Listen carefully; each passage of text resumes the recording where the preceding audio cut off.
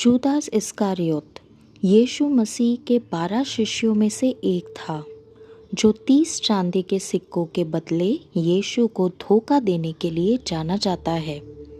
सैनिकों को उस स्थान पर ले जाने के बाद जहां यीशु थे, जूदास ने उन्हें चूमकर उनके हवाले कर दिया।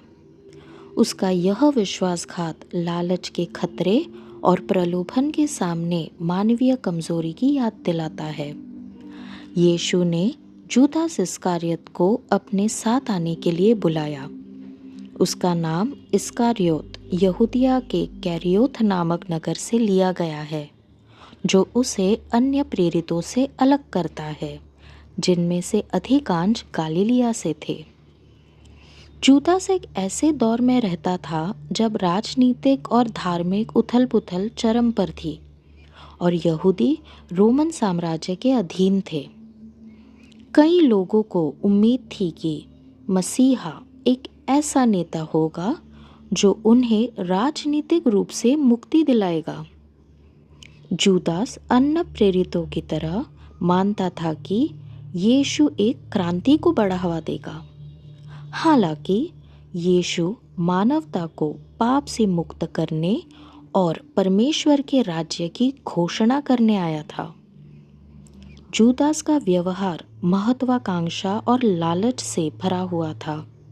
उसे कोषाध्यक्ष चुना गया था, जिस पर प्रेरितों के धन के प्रबंध की जिम्मेदारी थी। हालांकि यूहन्ना के सुसमाचार में उल्लेख है कि जूदास बेईमान था और उसने सामान्य खजाने से चोरी की, जो भ्रष्टाचार की प्रवृत्ति को दर्शाता है। जूदास यीशु से उनके उपदेशों के आरंभ में मिला था और अन्य शिष्यों की तरह उनके चमत्कारों और शिक्षाओं का साक्षी था। गुरु के इतने निकट रहने के बावजूद ऐसा लगता है कि यीशु के मिशन के बारे में उसकी धारणा वास्तविकता से दूर होती जा रही थी। संभव है कि जूदास को उम्मीद थी कि यीशु रोमियो के विरुद्ध विद्रोह का नेतृत्व करेंगे। जूदास का विश्वासघात ही वह घटना है जिसने उसे कुख्यात बना दिया। सुसमाचारों के अनुसार उसने 30 चांदी के सिक्कों के बदले यीशु को धोखा देने का समझौता किया और रोमन सैनिकों को गेत्सेमनी के बगीचे में ले गया, जहां यीशु प्रार्थना कर रहे थे। जूदास ने यीशु को चूमकर उनकी पहचान की और इस प्रकार अपने विश्वासघात को अंतिम रूप दिया। जूदास का अंत दुखद था। यीशु को मृत्यु दंड सुनाए जाने के बाद उसे पश्चाताप हुआ और उसने पुरोहितों को चांदी के सिक्के लौटाने की कोशिश की, लेकिन उसे मना कर दिया गया। हताश और अपराध बोध से व्याकुल होकर जूदास ने फांसी ले ली, जिससे उसकी कहानी का दुखद अंत हुआ। जूदास इस्कारियोत को विश्वासघात और बेवफाई के प्रतीक के रूप में याद किया जाता है। उसकी कहानी हमें अत्यधिक महत्वाकांक्षा और लालच के खतरे से आगाह करती है और यह भी दिखाती है कि सत्य के इतने करीब रहकर भी गलत मार्ग चुनने के क्या परिणाम होते हैं। अंतिम भोज के दौरान जब यीशु ने अपनी गिरफ्तारी से पहले अपने 12 शिष्यों के साथ भोजन किया, तो उन्होंने बताया कि उनमें से एक उन्हें धोखा देगा। शिष्य व्याकुल थे। उन्हें समझ नहीं आ रहा था कि यीशु किसके बारे में बात कर रहे हैं। तब यीशु ने संकेत दिया कि जिस व्यक्ति को वे रोटी का टुकड़ा बर्तन में डुबो कर देंगे, वह वही होगा। जब उन्होंने जूदास को रोटी दी, तो उसने उसे ले लिया और उसी क्षण शैतान उसके भीतर प्रवेश कर गया। तब यीशु ने जूदास से कहा, जो तुम करने वाले हो, उसे जल्दी करो। इससे जूदास की पहचान धोखेबाज के रूप में प्रकट हुई। जूदास ने गेत्सेमनी के बगीचे में यीशु को धोखा दिया, ठीक उसी तरह जैसे उसने धार्मिक नेताओं से 30 चांदी के सिक्कों के बदले यीशु को सौंपने का वादा किया। धोखे की रात जूदास पहरेदारों को उस स्थान पर ले गया जहां यीशु अक्सर अपने शिष्यों के साथ प्रार्थना करते थे।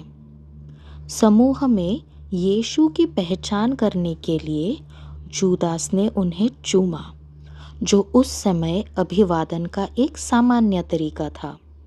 लेकिन उस क्षण में इसने सैनिकों को संकेत दे दिया कि उन्हें किसे गिरफ्तार करना है।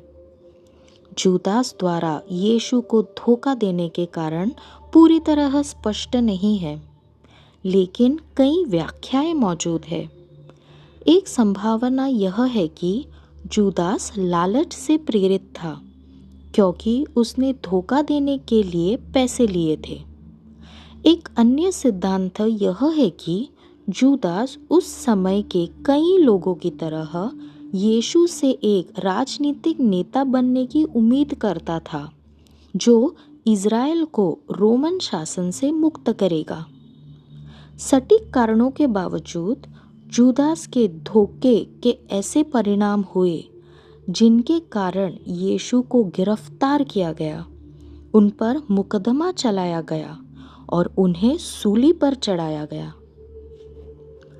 बाइबल में यह नहीं बताया गया है कि यीशु के 12 शिष्यों में से एक बनने से पहले जूदास इस्करियोत का पेशा क्या था।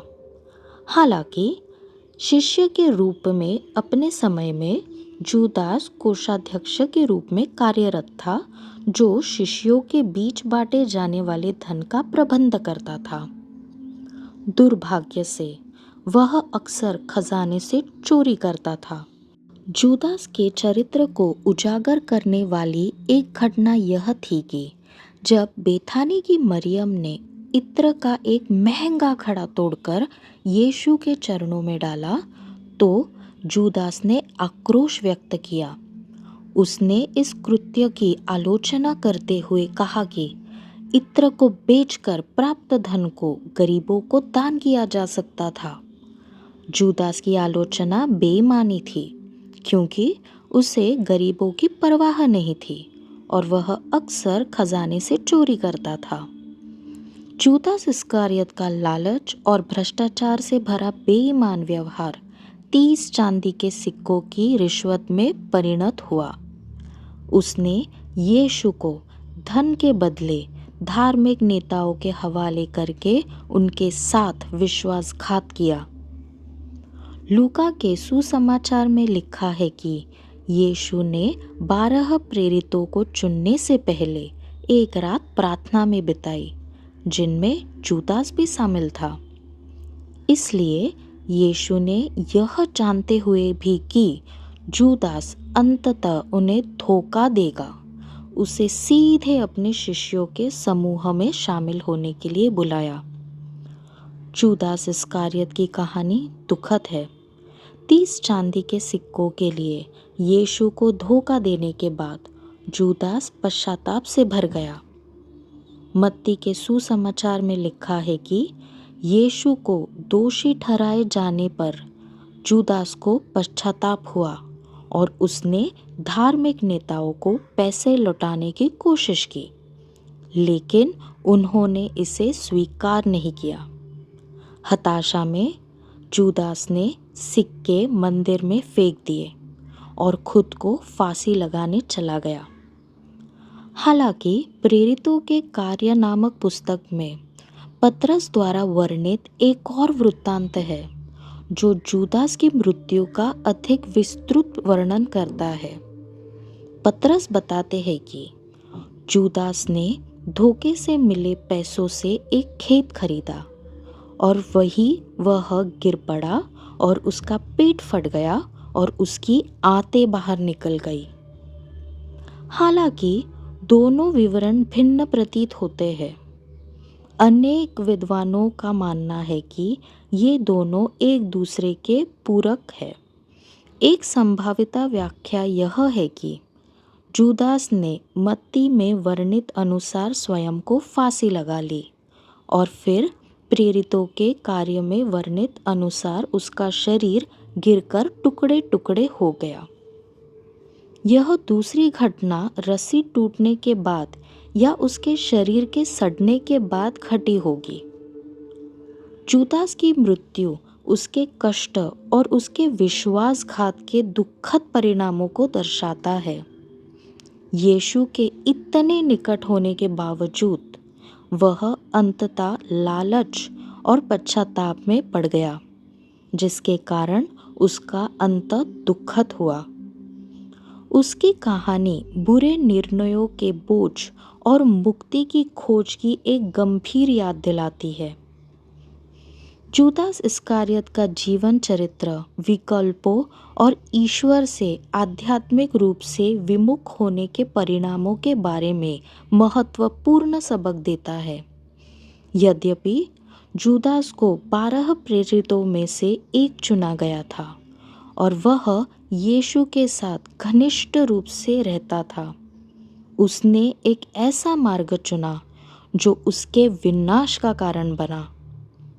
उसका उदाहरण हमें लालच, बेईमानी और ईश्वर के सच्चे उद्देश्य का विरोध करने के खतरों से आगाह करता है। उसकी कहानी से मिलने वाले सबसे स्पष्ट पाठों में से एक यह है कि धन के लोभ को अपने मूल्यों को भ्रष्ट करने देने का जोखिम कितना बड़ा होता है। जूदास, जो समूह के वित्त का प्रभारी था, अक्सर सामूहिक कोष से चोरी करता था। इस लालच का चरम उसके विश्वासघात में हुआ, जब उसने यीशु को उनके सताने वालों के हवाले करने के बदले 30 चांदी के सिक्के स्वीकार कर दिए। उसका यह चुनाव दर्शाता है कि भौतिक वस्तुओं की खोज किस प्रकार व्यक्ति को उसके सिद्धांतों से दूर ले जा सकती है। एक और सबक आध्यात्मिक मोहभंग से संबंधित है। जूदास उस समय के कई लोगों की तरह शायद इस उम्मीद में यीशु के पीछे चला था कि वह एक राजनीतिक राज्य स्थापित करेंगे और रोम से मुक्ति दिलाएंगे। यह जानकर कि यीशु परमेश्वर के राज्य की घोषणा करने आए थे, न कि किसी राजनीतिक क्रांति की, जूदास शायद मोहभंग का शिकार हो गया और उसने विश्वासघात के माध्यम से इससे बचने का रास्ता खोज लिया। यह हमें परमेश्वर पर अपनी व्यक्तिगत अपेक्षाओं को थोपने और उनकी महान योजना को स्वीकार न करने के खतरे के प्रति सचेत करता है। जूदास की कहानी हमें पश्चाताप के बारे में भी सिखाती है।